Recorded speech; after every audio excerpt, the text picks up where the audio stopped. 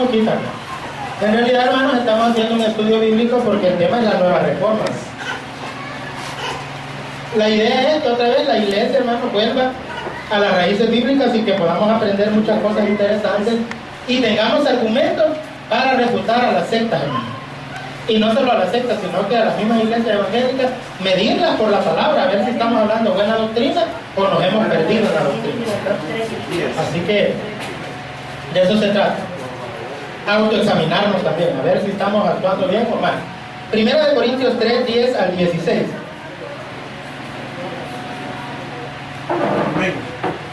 Amén. Dice la palabra del Señor: conforme a la gracia de Dios que me ha sido dada, yo como perito arquitecto puse el fundamento, y otro edifica encima, pero cada uno mire cómo sobreedifica. Porque nadie puede poner otro fundamento que el que está puesto, el cual es Jesucristo. Y si sobre este fundamento alguno edificare oro, plata, piedras preciosas, madera, heno o hojarasca, la obra de cada uno se hará manifiesta, porque el día la declarará, pues por el fuego será revelada, y la obra de cada uno, cual sea, el fuego la probará. Si permaneciera la obra de alguno que sobreedificó, recibirá recompensa. Si la obra de alguno se quemare, él mismo sufrirá pérdida, si bien él mismo será salvo, aunque así como por fuego. ¿No sabéis que sois templo de Dios y que el Espíritu de Dios mora en vosotros? Vamos a orar. Señor, gracias te damos por esta palabra que tú nos das. Te pedimos, Espíritu Santo, de que nos toques nuestro intelecto, nuestros sentimientos y nuestra voluntad, que podamos siempre hacer lo que a ti te agrada. Te lo pedimos en el nombre de Jesús. Amén y amén. Podemos sentarnos. Bueno, hemos comenzado tipo Martín Lutero, desenmascarando a la Iglesia Católica y a sus creencias. Estábamos, hermanos, en el tema de si Pedro fue el primer papa, de si él es aquella roca, como dice la Iglesia Católica, aquella es la roca donde Cristo fundó la Iglesia. Y estamos viendo varios pasajes donde la Biblia dice que Cristo es la roca, donde se fundó la Iglesia y no Pedro. Después vamos a ver unos textos donde se comparan a los papas con el apóstol Pedro, a ver si realmente pegan, a ver si realmente Pedro fue un papa, como dice.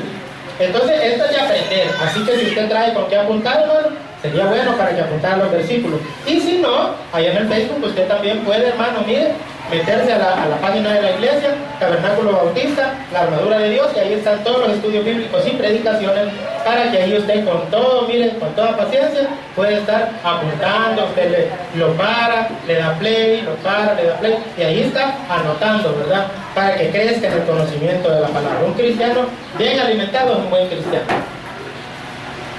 Acá, hermano, dice el 3.10, conforme a la gracia de Dios que me ha sido dada, yo como perito arquitecto, decíamos en la mañana que perito es un experto.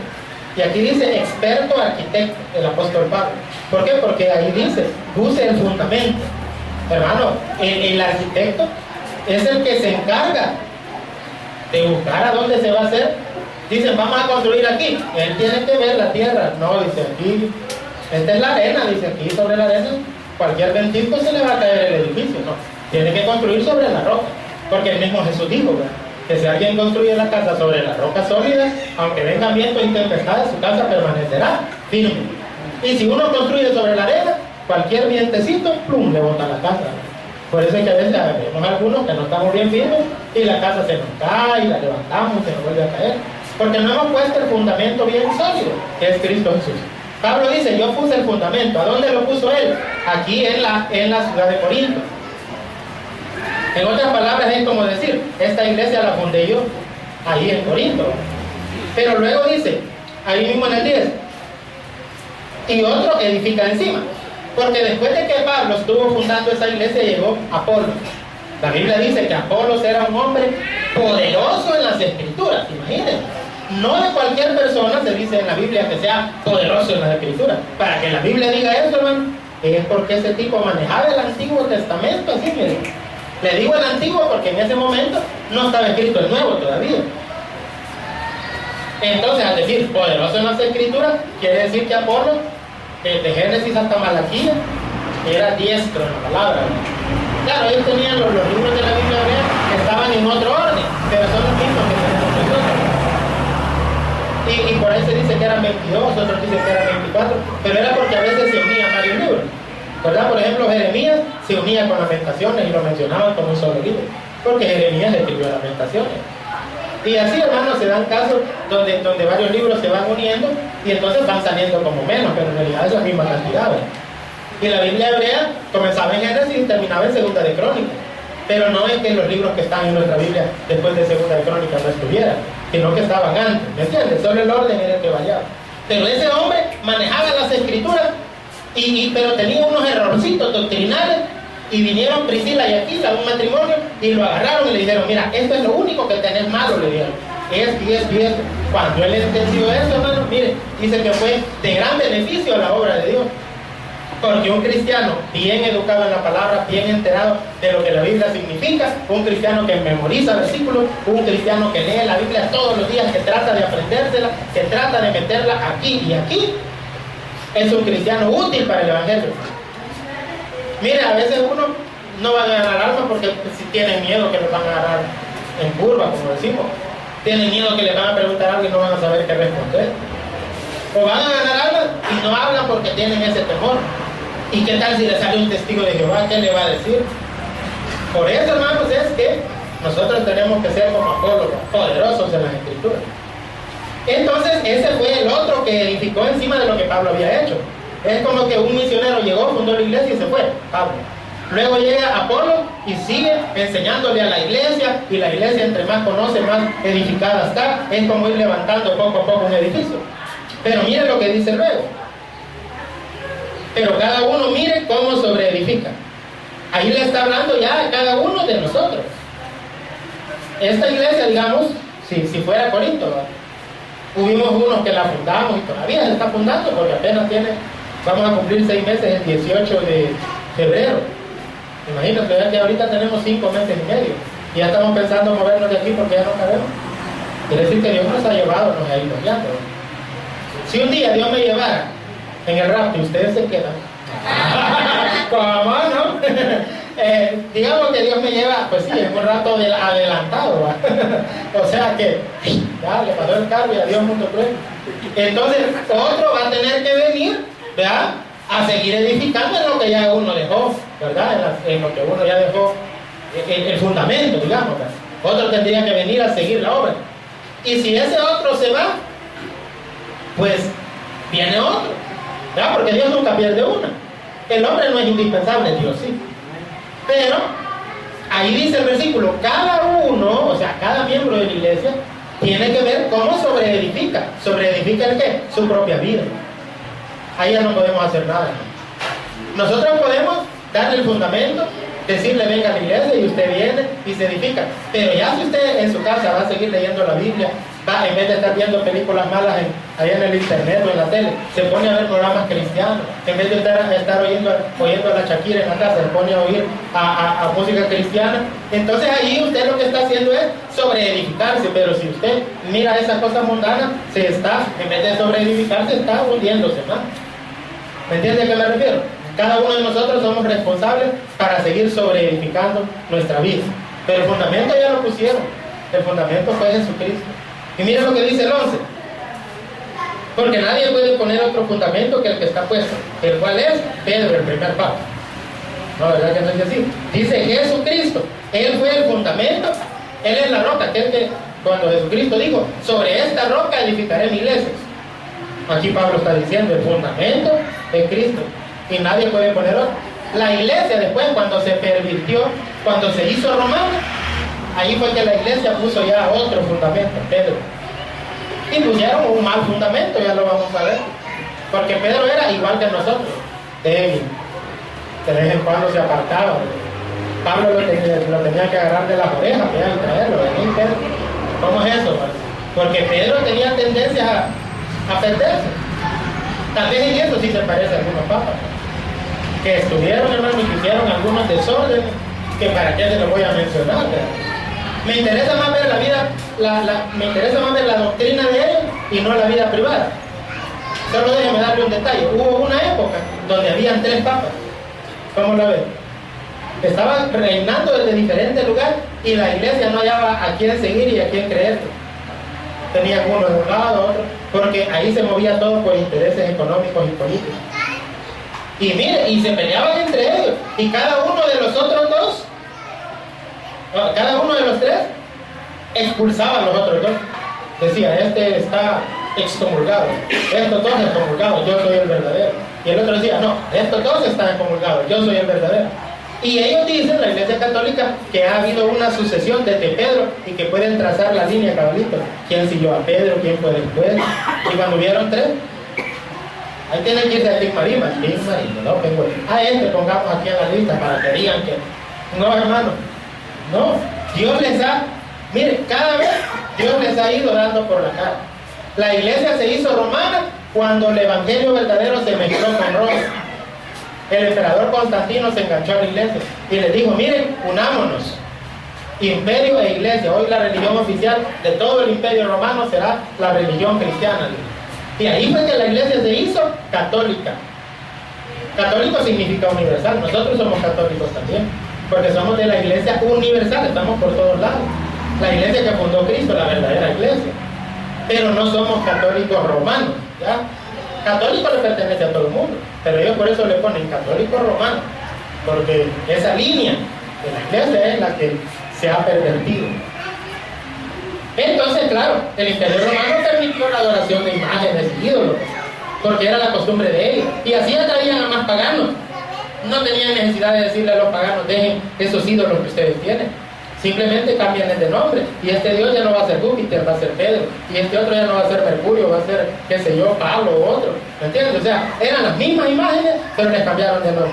Y hasta hoy en día, la gente va a esas iglesias y se inclina ante las imágenes de quien ellos piensan que es Pedro, Pablo, María, y sin embargo son unos dioses que ya existían antes y son dioses paganos. ¿Cómo la ven?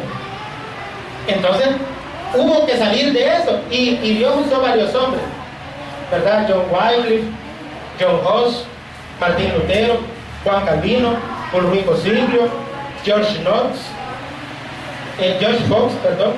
y John Knox. Que parecen los nombres, pero son dos diferentes. Reformadores que poco a poco, hermano, fueron derribando todos los argumentos, como la Biblia dice, derribando todo argumento que se levanta contra el verdadero conocimiento de Dios.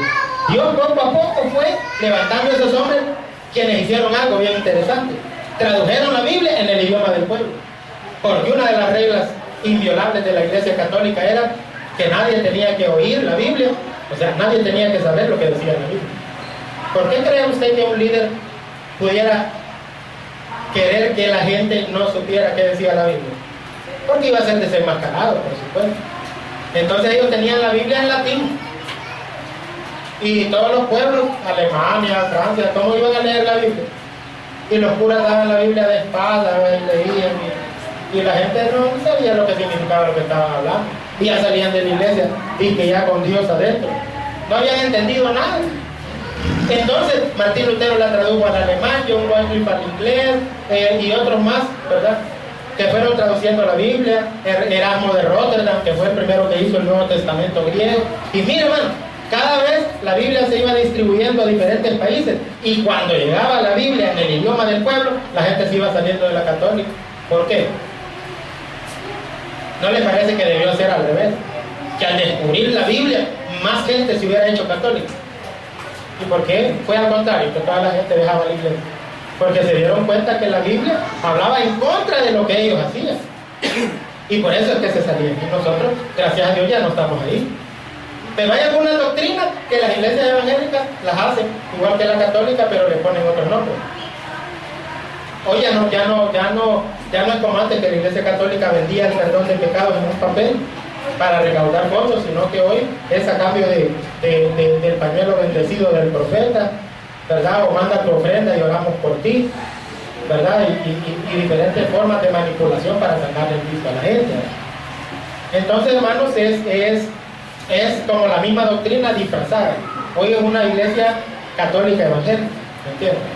Y contra todo eso estamos luchando en la nueva reforma. Por eso estamos viendo este tema tan importante. Dice acá, miren, en el versículo 11, en el 12: y si sobre este fundamento alguno edificare oro, plata, piedras preciosas, madera, heno, hojarasca. Se mencionan 6 materiales. 3 materiales al pasarlos por fuego no se destruyen. 3 materiales al pasarlos por fuego sí se destruyen. Fíjense bien, oro, plata y piedras preciosas son los metales que al pasarlos por fuego, ¿qué pasa? Se purifican. O sea, hermano, que al pasar por el fuego estos elementos, toda aquella escoria, porque déjenme decirle que el oro y todas estas cosas salen de la tierra y salen con un montón de cosas pegadas ahí, ¿ves? Y las pasan por el fuego a una grandes temperaturas, y entonces lo que sucede, hermanos, es que la escoria, lo malo va saliendo y queda solo el puro metal, el oro. De la misma manera, Dios nos pasa a nosotros por fuego, nos pasa por grandes dificultades, pruebas, para sacar lo mejor de nosotros.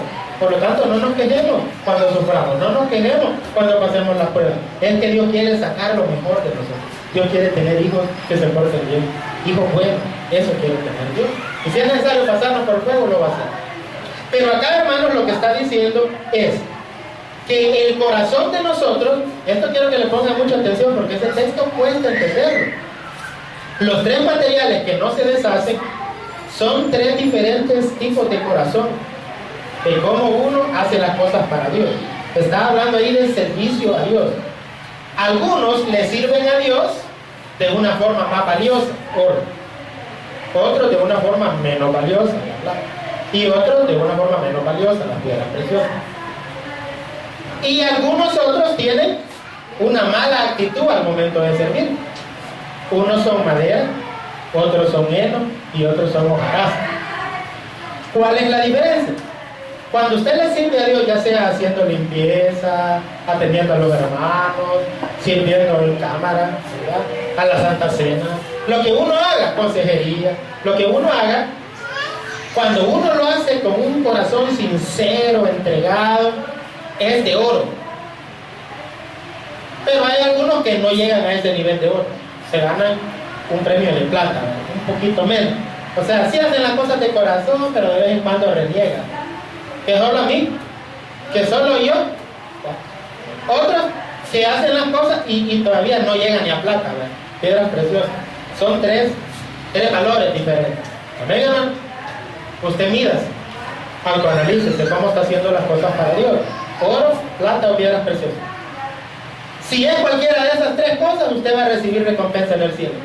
Pero el que fue de oro va a recibir más. El que fue de plata va a recibir menos. El que es piedras preciosas va a recibir un poquito menos. Pero hay tres tipos de materiales que al pasarlos por fuego se queman: madera, heno y hojarasca. ¿Se queman a la misma velocidad los tres? ¿Sí o no? No. ¿Qué se quema más lento? La madera. ¿Y qué le sigue? El heno. ¿Y qué se quema más rápido? Hojarasca. Ah, interesante, ¿verdad? Quiere decir que esas son las personas que hicieron las cosas de mala gana para Dios. Pero unas las hicieron de mala gana nada más, otras de muy mala gana y otros de muy mala gana. Imagínense que hasta para hacer las cosas mal hay niveles. Pero Dios conoce los corazones. ¿Amén, hermano? Aquí en esta iglesia nosotros no vamos a juzgar a nadie. Cada quien sabe cómo es el servicio que le está dando Dios. Yo trato de hacer lo mío de corazón, que a veces no puedo hacerlo todo porque, digamos, vengo un día en la mañana y que hay que hacer limpieza, ir a hacer los hermanos, preparar la Santa Cena. Entonces hoy en la mañana me tocó decirle a unos hermanos: miren, por favor vayan a servir la Santa Cena para lograr ir a traer a la gente en la mañana, y miren, tanta cosa, ¿va? Pero cada uno sabe al momento de servirle a Dios si lo está haciendo de corazón o no. Pero si es de madera, no va a recibir premio. Si es de heno, tampoco va a recibir premio. Y si es de hojarasca, tampoco. Con esos tres materiales, ninguno de los tres va a recibir nada. Fíjense bien. Pero vean lo que dice el siguiente versículo. El versículo 13. La obra de cada uno se hará manifiesta. ¿Ante quién, hermanos? Ante la vista de Dios. Porque ¿quién va a juzgar nuestras obras por nuestro servicio? ¿El pastor? No, es Dios. ¿Dónde? En el tribunal de Cristo. ¿Cuándo? Inmediatamente sea el arrebatamiento de la iglesia. Cuando lleguemos al cielo, antes de la boda del Cordero, va a ser el timá de Cristo, la premiación, donde vamos a recibir nuestras coronas. ¿Cómo la ven? Si es que la vamos a recibir. Porque si usted sirvió y lo hizo por fuerza, o lo hizo por ganancia, o lo hizo por otra cosa, se le va a quemar y no va a recibir recompensa. Pero si usted hizo las cosas, ya sea como oro, plata o piedra preciosa, va a recibir premio. Ya le digo, uno más que el otro. Pero si es de madera, heno u hojarasca, no va a recibir nada. Pero mire lo que dice. La obra de cada uno se hará manifiesta porque el día la declarará. ¿Cuál día? El día que Cristo venga, el día que Cristo busque nuestras obras. Y dice, pues por el fuego será revelada. O sea que Dios va a ver nuestros corazones y a través del fuego va a revelar lo que hay adentro de nuestro corazón. ¿Y qué significa eso, pastor? En Apocalipsis capítulo 1, dice el apóstol Juan, vi a un ser, dice, que de su boca salía una espada aguda como de fuego, dice, de 2 filos. ¿Cuál es esa palabra que salía de ese ser? La palabra de Dios. Esa era la espada, una espada de 2 filos. Y dice, y ese ser tenía cabello blanco, porque habla de la santidad y de su eternidad. Y ese ser, dice, su rostro brillaba como el sol, y sus ojos eran como llamas de fuego. O sea, ese era Jesús, que los ojos eran como llamas de fuego. ¿Y qué significa eso, hermano? Que así como el fuego, para saber si es oro, plata o piedras preciosas, hay que meterlo al fuego. Cada uno de nosotros va a ir pasando delante del Señor en el día del firmar de Cristo. Y le va a decir, hermano, pare eso aquí, hermano. Pare, hermano, aquí. Sí, Señor. Vamos. Se le va a quedar viendo al corazón. Y como sus ojos son como de fuego, ¿va? El fuego va a estar probando en ese momento si lo que el hermano hizo fue oro, plata, piedras preciosas, madera, heno u hojarasca. Y si con ese fuego el Señor ve que se quema, pásele. Y mi recompensa, Señor, que pase la bendición. Confórmese con que entró al cielo, ¿verdad? Pero si el Señor vea con el fuego al hermano Oscar ahí, de oro, pase don fulano de tal, el hermano ya saca pecho, va a pasar, vaya, hasta le va a dejar la lengua a aquellos que no pidieron que pueda. ¿Verdad? ¿Ah? ¿Me entienden? Entonces el fuego es el fuego de los ojos de Jesús. Lo puede comprobar viendo Apocalipsis capítulo 1. Y luego dice, y la obra de cada uno, cual sea, el fuego la probará. Si permaneciera la obra de alguno que sobreedificó, recibirá, ¿qué dice ahí, hermano? Lea conmigo al final del 14. Si permaneciera la obra de alguno que sobreedificó ¿sobre qué? Sobre el fundamento. Pablo puso el fundamento, Apolo le edificó sobre usted, pero cada uno tenía que sobreedificar más. ¿Entienden lo que estamos leyendo? Si permanece la obra de uno que sobreedificó, recibirá, ¿qué dice al final del 14? Recompensa. Y si la obra de alguno se quemare, ¿qué va a pasar? Dice ahí. Sufrirá pérdida de qué, hermano? Del alma. Ay, si se le quema, no va a entrar al cielo. Eso es falso, hermano. Eso es falso. Hay algunas iglesias que saben lo que hacen, los hundirse. Ponen una brasa de fuego y le quitan los zapatos y dicen, el que pase la prueba de fuego es salvo. Y pasan en el fuego, ¡ay! Todos quemados del otro lado. Pasé, dice, ¡ay, me voy a salvar! Basándose en ese texto, ¿no? ¿Qué tiene que ver? O sea, la Biblia está hablando claramente de que en el cielo Jesucristo con su mirada va a ver los corazones, y si fue de corazón que usted le trabajó, recibirá recompensa, y si no, se le va a quemar, va a entrar, pero no va a recibir recompensa. Ahí lo dice claramente, lea conmigo el 15. Si la obra de alguno se quemare, él sufrirá pérdida. Si bien él mismo será. Vaya, me lo estoy inventando, lo dice ahí. Ahí lo dice, hermano. O sea, usted puede ser que entre al cielo sin recompensa, pero siempre se va a salvar. Porque salvarse no es ganado. Bueno, sí es ganado, pero lo ganó Jesús por usted. ¿Entiende? Pero nosotros no hicimos nada para entrar al cielo, lo hizo Él. Pero las recompensas, esas sí las tiene que ganar usted. Con esfuerzo, con sacrificio, pero con amor. Por eso en esta iglesia a nadie lo obligamos a nada. Porque si lo comenzamos a obligar o a exigir, usted tiene que venir tal día y servir así, y si no lo hace así, fuera, al fuego eterno. Yo soy el que me voy al fuego eterno por herencia. Porque mire, él sufrirá pérdida, pero mire cómo dice al final, aunque así, como por fuego, o a través del fuego. Fíjense que en el idioma griego, ¿sabe qué está indicando?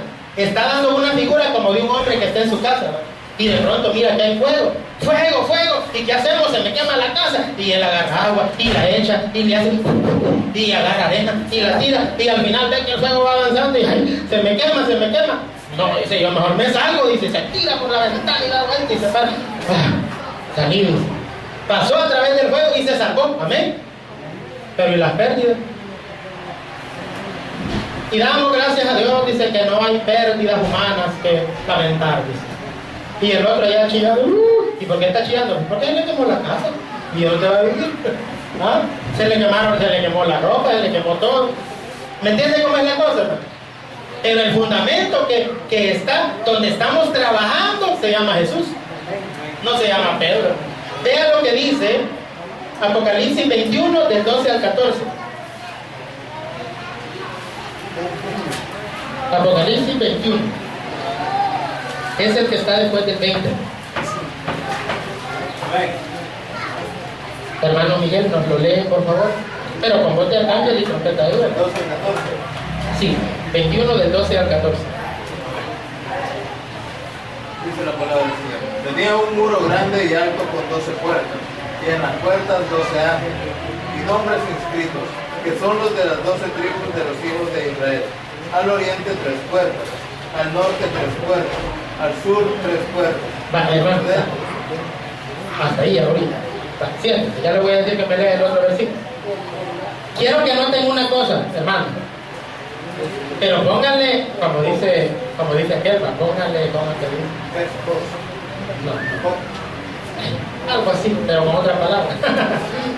Pero, bueno, la cosa, hermano, que hay que ponerle cerebro a esto. Mire, está hablando de la Nueva Jerusalén, antes del versículo 9, así dice, ¿o no? La Nueva Jerusalén. ¿Y qué es la Nueva Jerusalén? Es la última morada, donde vamos a pasar la eternidad. Después del reino milenial, Dios va a destruir esta tierra. Dios va a tirar el fin del mundo. Y Dios va a construir una nueva tierra. Y en la nueva tierra va a descender del cielo la Nueva Jerusalén. La Nueva Jerusalén se va a sentar en la nueva tierra y ahí vamos a vivir para siempre. Y vivieron felices por siempre. Para no variar el cuento, que siempre terminan así. Solo que este no es cuento, es realidad. Y fíjense bien, dice que la Nueva Jerusalén tenía un muro grande y alto con 12 puertas.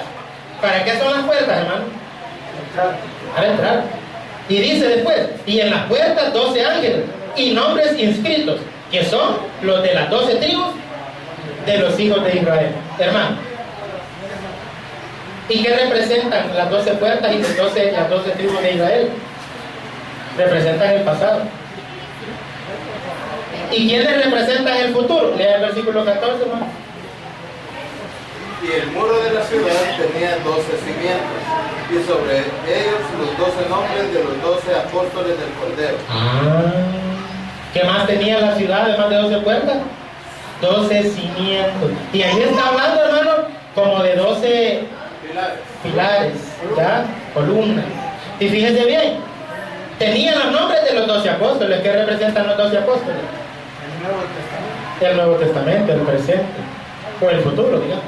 Entonces, unos representan el pasado y otros representan el futuro. Unos son la sombra y otros son la realidad. Uno es el tipo y el otro es el antitipo. Uno es una figura y uno es el cumplimiento. Nosotros, hermanos, a través del Antiguo Testamento entramos a un nuevo mundo, a una nueva dimensión, la dimensión de Dios. Antes de usted leer la Biblia, usted no había entrado a esa dimensión. Su dimensión eran las drogas, el alcohol, las fiestas, los bailes, los novios y las novias. ¿Sí o no, hermano? Pero a través del Antiguo Testamento, si usted comienza a leer, entra a través de una puerta. Por eso dice 12 puertas. Y ahí estaban las 12 tribus, o sea, todo el pueblo de Israel. Y el pueblo de Israel es visto a través de todo el Antiguo Testamento. ¿Sí o no, hermano? Entramos al pasado y vamos moviéndonos hacia un futuro. Y hermano, fíjense bien, la entrada nada más es a través del Antiguo Testamento, pero los fundamentos están en el Nuevo, los apóstoles. ¿Cómo la ven? Pero no puede haber pilares si no hay un fundamento, y de nada serviría un fundamento sin pilares. Todo es un solo conjunto. Se necesita el fundamento, Jesucristo, los pilares, los apóstoles, las puertas, los hijos de Israel. O sea, hermano, todo va relacionado. ¿Me entiende lo que le estoy diciendo? El Antiguo Testamento solo nos da la entrada, pero en lo que nos sostenemos firme es en la revelación del Nuevo Testamento, hermano. Entonces ahí se habla de que habían 12 cimientos y cada uno de esos 12, ahí estaban los nombres de los 12 apóstoles. La pregunta es, dice ahí, y uno de esos 12 cimientos era especial, porque tenía el nombre del gran apóstol, en el cual Dios fundó la iglesia, que se llama Pedro, el primer papa. Dice eso ahí, hermano. No, pone al mismo nivel a los 12 apóstoles. No engrandece a Pedro más que a los demás. 12 pilares y estaban los nombres de los 12. Cuando Jesús dijo, vosotros los que me habéis seguido, os sentaréis en 12 tronos, juzgando o gobernando a las 12 tribus de Israel. No dijo, pero vos, Pedro, vas a gobernar sobre estos otros 11. No dijo así. Los puso al mismo nivel. Entonces, ¿dónde está que Pedro es la gran eminencia? Ese es falso, esa es doctrina mala que ha metido la católica. Hechos 4 del 11 al 12.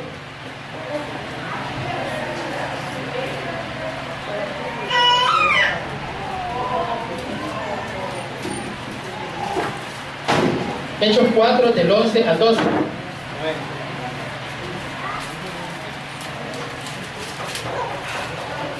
Amén, ¿lo tenemos todos, hermanos? Este Pedro es la piedra reprobada.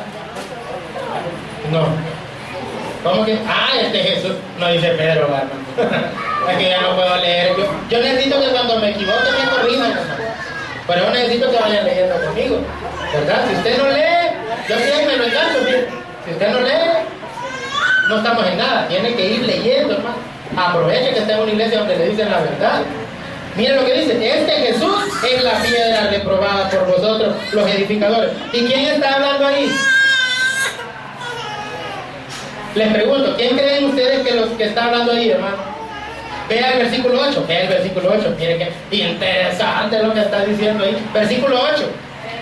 Entonces Pedro, ¿quién? Pedro, lleno del Espíritu Santo, que no miente nunca, les digo, gobernantes del pueblo y ancianos, y comienza a hablar Pedro, y al llegar al versículo 11 dice, este Jesús es la piedra, no soy yo no soy la roca, yo no soy el primer papa, Cristo es la roca, reprobada por vosotros los edificadores, los religiosos, mentirosos, la cual ha venido a ser la cabeza del ángulo, y en ningún otro hay salvación, porque no hay otro nombre bajo el cielo dado a los hombres en el que podamos ser salvos que Pedro. ¿Para que no dice así? ¿Cuál es ese nombre? Jesús. ¿Cuál es el nombre? Jesús. ¿Cómo? Jesús. Ya les estoy creyendo. Vean lo que dice primera de Pedro 5:1. Y ahí vamos a terminar. ¿Por qué? Pero vamos a ver después otros versículos, hermano, en otra prédica, el otro domingo, donde ahí vamos a entrar ya a los versículos donde nada que ver, va Pedro y el Papa. Pero también vamos a ver si María tuvo más hijos. ¿Y usted cree que María tuvo más hijos? Sí los tuvo. Pero la pregunta es, si alguien le dijera, compruébemelo con la Biblia, usted, séame sincero, ¿lo podría probar? Le creo. Usted, señor. Vale. ¿Y quién más cree que lo podría probar? ¿Sabe por qué? Porque tenemos los pies sobre la roca, porque estamos en el fundamento. Alguien nos puso el fundamento. Y aquí estamos edificando más sobre ese fundamento. Pero quiere decir que cada uno de nosotros no está sobre edificándose en su casa, porque no lee la Biblia. No estamos haciendo lo que Dios nos ha mandado. Miren cómo dice aquí en 1 de Pedro 5, del 1 al 4. Ruego a los ancianos, que están refiriéndose a los pastores, que están entre vosotros, yo anciano también con ellos. ¿Y quién lo está diciendo, hermano? Pedro, y no es 1 de Pedro. Entonces, ¿quién está hablando? Pedro. Es una carta escrita por Pedro, y Pedro le dice, ruego, o dice, les ordeno, hermano. O dice, miren, ustedes, los ancianos, usted, anciano, haga lo que le digo porque aquí yo soy el pastor. Y aquí yo mando. Es paja barata de los pastores de hoy en día. Pedro no hablaba así. Se lo ruego, hermanitos pastores, yo soy igual que ustedes, les ruego, les suplico. No importa que sea apóstol, Pedro era apóstol, Pablo era apóstol, pero ellos rogaban, suplicaban, le pedían de favor a la gente, no les exigían, no los mandaban, no los humillaban. Los trataban como se debe tratar a un ser humano, con respeto. ¿O no, hermano? Ruego a los ancianos que están entre vosotros, yo anciano también con ellos y testigo de los padecimientos de Cristo, que soy también participante de la gloria que será revelada, apacentada. Eso quiere decir, lleven a las ovejas donde hay buen pasto, háganlas comer pan rico, pan delicioso, verdes pastos. Cuiden a las ovejas, si están heridas, véndenlas. Todo eso va dentro de apacentar la grey de Dios, la congregación de Dios que está entre vosotros, cuidando de ella, no por fuerza, sino voluntariamente, no por ganancia deshonesta, sino con ánimo pronto. No como teniendo ¿qué, hermano? No como teniendo ¿qué? No como teniendo ¿qué? Señorío sobre los que están a vuestro, vea que no dice a vuestra orden, porque los miembros no son esclavos del pastor, están al cuidado del pastor. La obligación de uno es cuidar a esas ovejitas, que nadie las vaya a herir, que si están heridas ir a vendarlas, orar por ellas, y dice, cuidando con ellas, no teniendo señorío, sino de los que están a vuestro cuidado, sino siendo ejemplos de la grey. Y cuando aparezca el príncipe de los pastores, vosotros recibiréis la corona incorruptible de gloria. Y no se está refiriendo a la salvación porque le está hablando a los pastores. Se está refiriendo que los pastores que cuidamos bien a las ovejas, recibiremos una corona que no se va a corromper. O sea, recibiremos algo que Dios nos va a dar, que no se dice qué es, pero es una corona grande y gloriosa. Yo por eso estoy tratando de ser lo mejor como pastor, porque yo estoy buscando mi corona, pues.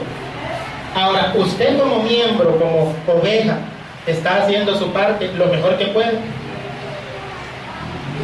¿Sí o no? Dicen que el que calla otorga. Así que me imagino que quizás no, ¿verdad? Pero usted lo sabrá. Si no lo estaba haciendo bien, a partir de hoy, cambie el chip y comience a ver en la Biblia qué es lo que Dios le manda a usted. Yo ya vi lo que Dios me dice a mí y voy a tratar de hacerlo. Usted mire qué es lo que Dios le pide a usted y trate de hacerlo de corazón, para que cuando llegue al cielo Dios le diga, buen siervo, fiel, entra en el gozo de tu Señor. Démosle un aplauso al Señor, ¿no? Vamos a orar. Papito lindo, gracias te damos por esa palabra santa que nos has hablado. Señor bendito, te pedimos el perdón por todo aquello que hemos hecho, aquello que hemos dejado de hacer. Quizás no oramos lo suficiente, quizás no leemos la Biblia lo suficiente. Te hemos fallado tanto. Perdónanos, Señor. Cámbianos, transforma, ayúdanos a hacer tu voluntad. Provéenos para todas las necesidades de la iglesia. Bendice desde ya, Señor, a las parejas que se van a casar, que van a renovar votos, y aquellos, Señor, que quizás no han querido dar ese paso, que lo den algún día y tócale su corazón.